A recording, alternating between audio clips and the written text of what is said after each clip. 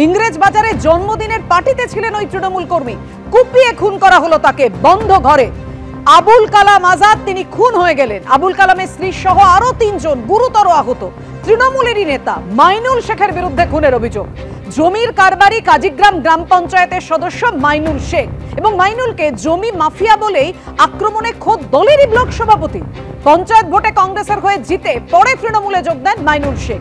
কিন্তু কেন দলে নেওয়া হয়েছিল এই মাইনুলকে, প্রশ্ন তৃণমূলেরই ব্লক সভাপতি। শুনলাম নাকি মাইনুল লোকজন দিয়ে মারধর করছে। কে মাইনুল? ওই লক্ষ্মীপুরের মাইনুল। কি করে? ল্যান্ডের ব্যবসা। আর কি করে এমনি পলিটিক্যাল?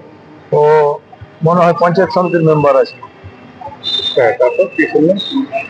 কংগ্রেসের পঞ্চায়েত সমিতির মেম্বার আছে, কংগ্রেস করে পাশে। তো মারপিট মারধর করে। তো ওর সঙ্গে যেগুলো ছেলে ছিল, আমার ছেলে গিয়েছিল ওখানে একটা অনুষ্ঠান, জন্মদিনের অনুষ্ঠান ছিল। আমার ছেলেকে নিমন্ত্রণ করেছিল লক্ষ্মীপুরে। আমি যখন রাত 11:30টায় ফোন করি তো বলছি আমি এখানে নিমন্ত্রণে এসেছি, আমার সঙ্গে বন্ধু বান্ধব আছে। এই রাত 11:30টায় ফোন করার পরে